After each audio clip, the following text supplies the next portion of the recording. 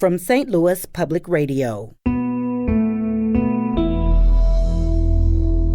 This is St. Louis on the Air.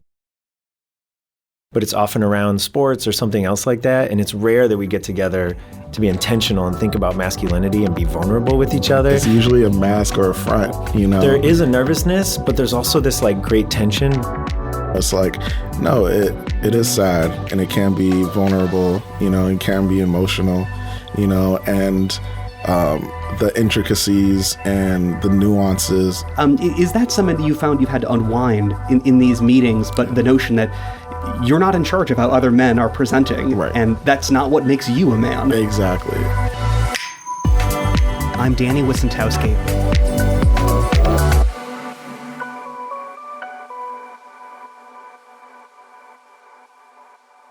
Stereotypes and stigma still define so much about what it means traditionally to be a man. That strong silent type, the provider, the never crier, the loner, the player.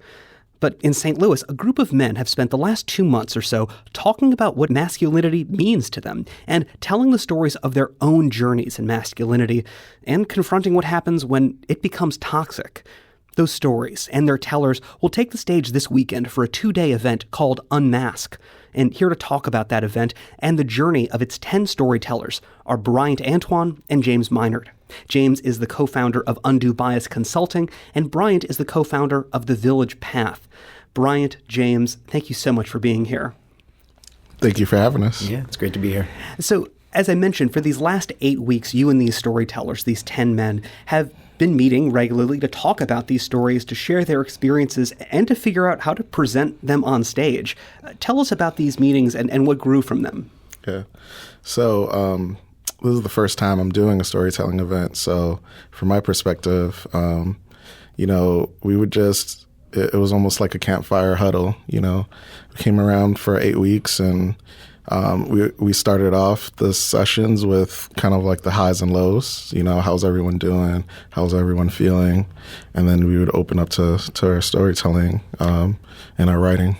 And what was the emotional, tenor of that first meeting? Were people nervous to be in that space? Yeah. So I wasn't at the very first meeting, but I was back home in Boston. But I think, James can speak to it. James, please. Sure. I would say the men, there is a nervousness, but there's also this great tension, because as guys, we get together a lot with just other guys, but it's often around sports or something else like that. And it's rare that we get together to be intentional and think about masculinity and be vulnerable with each other.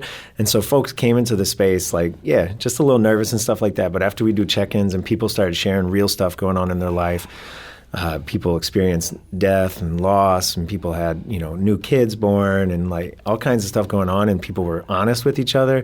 You could tell we started building this community and this connection really fast. Yeah. James, you had been attending similar storytelling events for some time, but this is the first time that you're telling your own story. That's right. What was it about those other events that inspired you or brought you to a point where you wanted to share this part of yourself?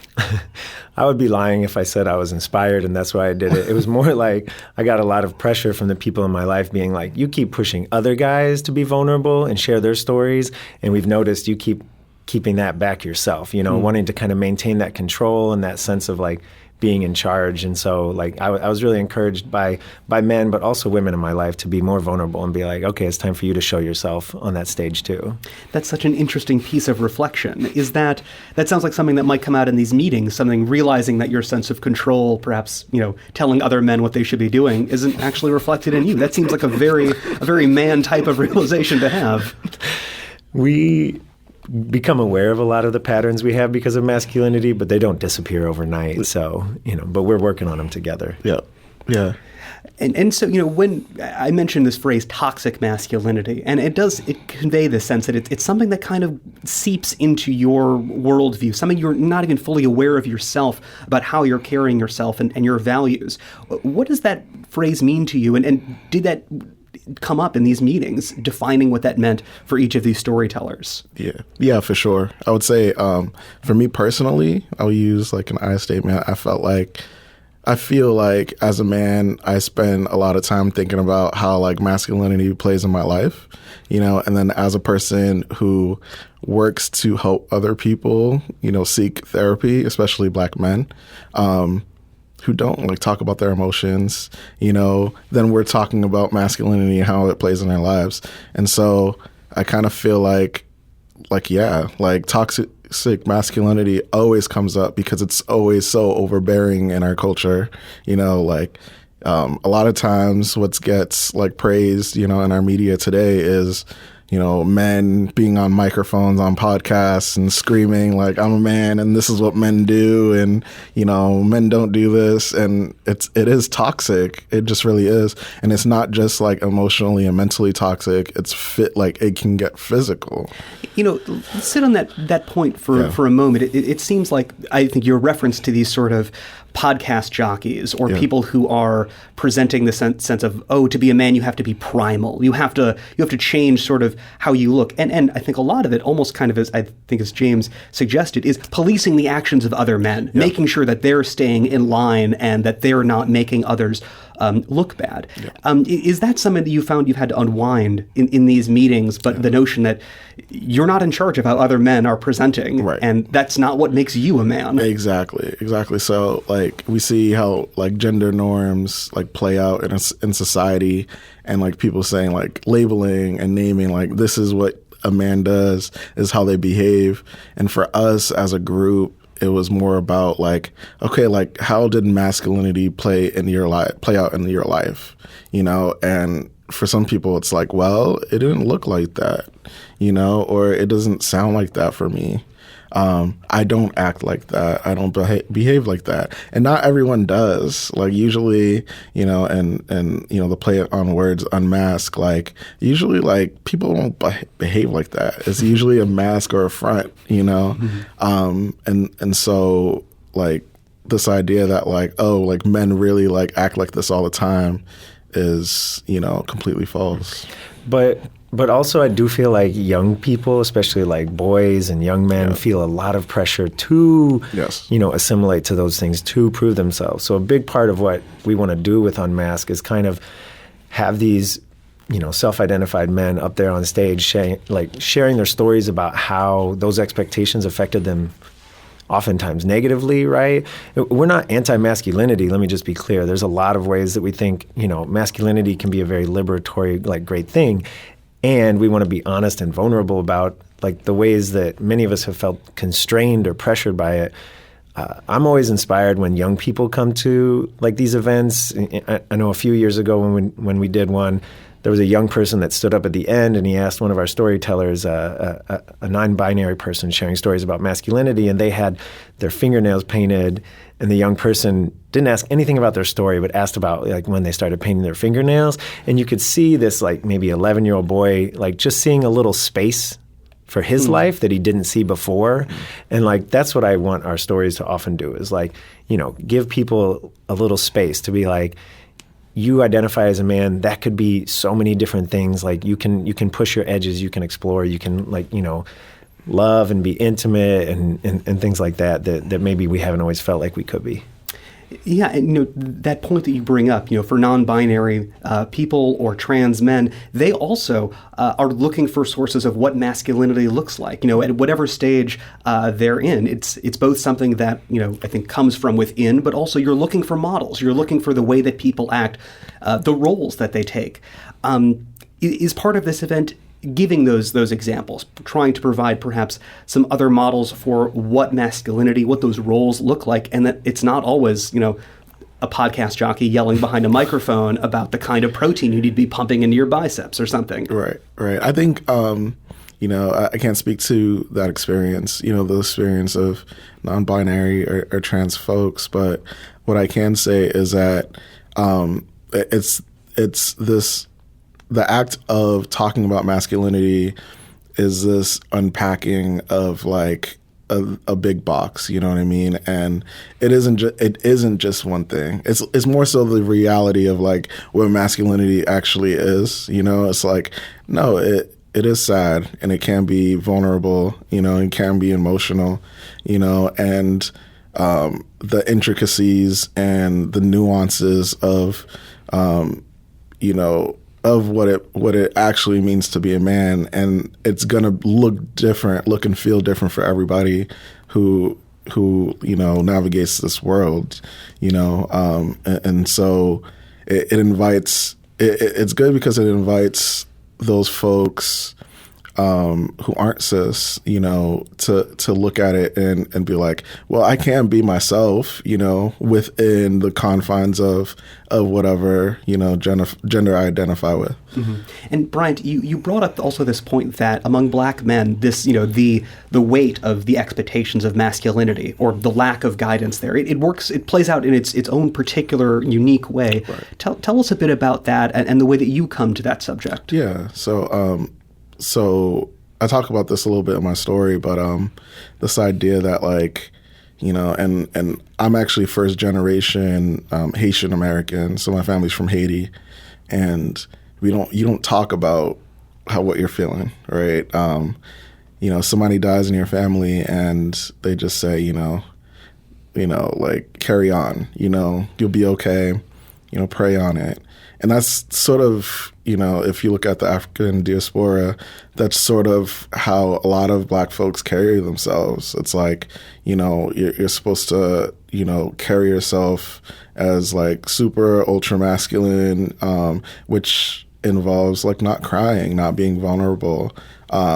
So a lot of men that we speak to, don't ever cry, and don't ever talk about their feelings, and James brought up a good point earlier about, boys. We, also work with boys as well, and they'll say things like, I just want to forget it and not feel. I want to be numb to it.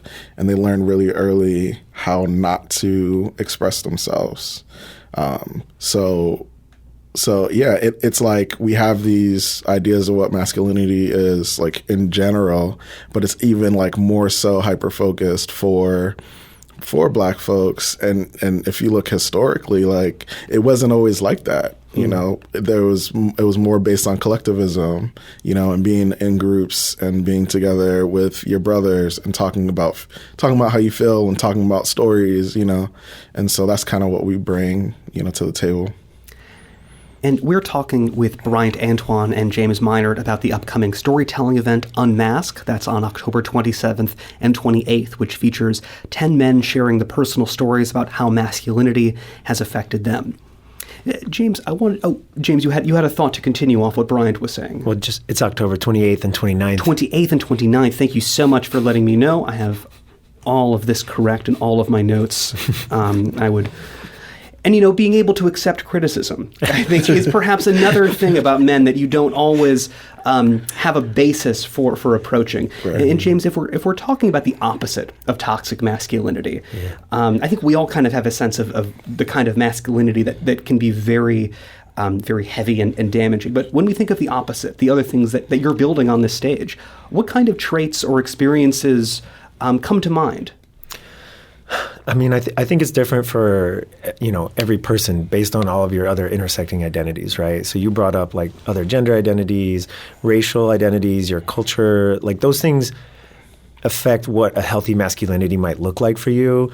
But a lot of times I think it has to do just with healthy humanness, right? You're a part of your community. You're not trying to be just this individual in charge of everything, but you're trying to be integrated with other people.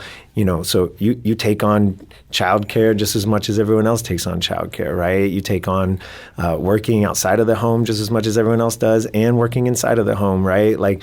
You listen before you speak, all of the things that we often think of as just healthy human characteristics, but we've been told well, men do this or whatever, right? And so then we have this tension inside of us. And sometimes we feel like we have to prove our manhood in different tough situations or whatever. I've been thinking a lot also just about the shooting at CVPA this week and the letter that he wrote about, not having friends and feeling isolated. And I just think about a healthy masculinity, we're connected, we're close, we have intimacy, we have vulnerability, and And I think it's all of our responsibility to make sure the people around us, that the men around us, the people who identify with masculinity, have that also, that they don't feel like they have to give up that vulnerability and intimacy to be able to be masculine.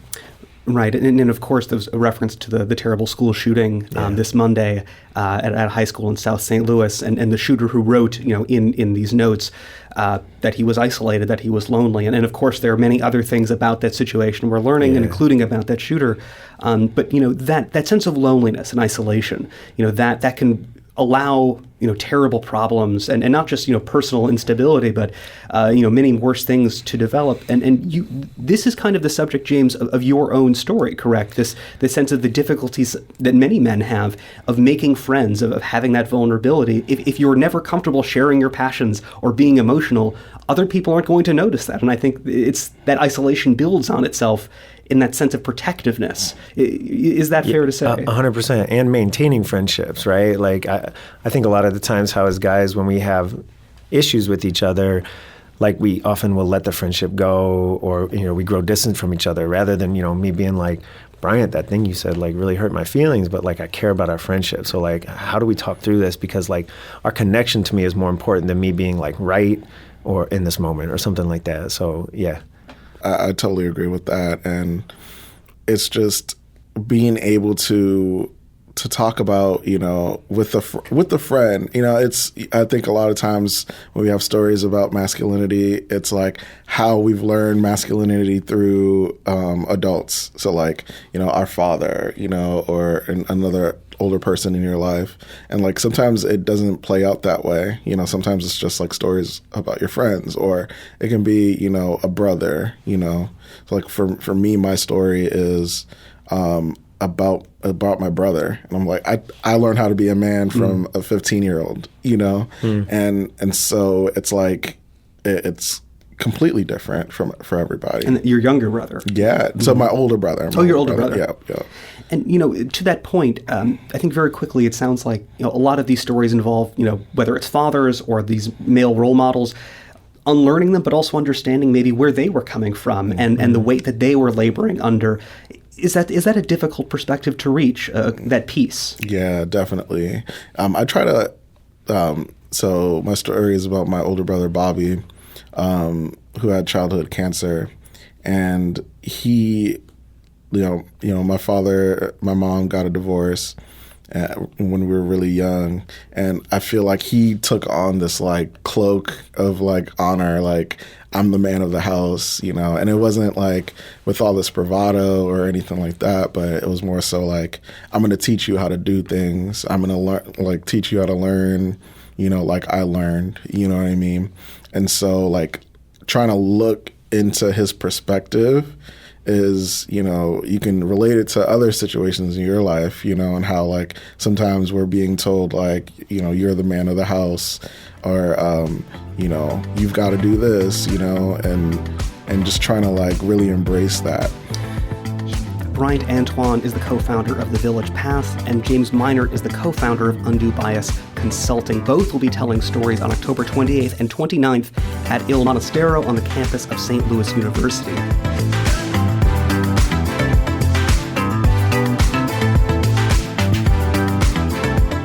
This episode was produced by Maya Norfleet. Our audio engineer is Aaron Doran. Our production intern is Avery Rogers. This podcast was mixed and edited by Aaron. Our executive producer is Alex Hoyer. St. Louis on the Air is a production of St. Louis Public Radio. Understanding starts here. Our podcast proudly supports St. Louis artists by using music from Life Creative Group. Do you find yourself regularly listening to episodes of St. Louis on the Air? Suggest us to a friend you think might enjoy our conversations. And leave us a review and rating on Apple Podcasts on the App Store. It's the simplest way to help people discover our show. Thanks. St. Louis Public Radio is a member-supported service of the University of Missouri St. Louis.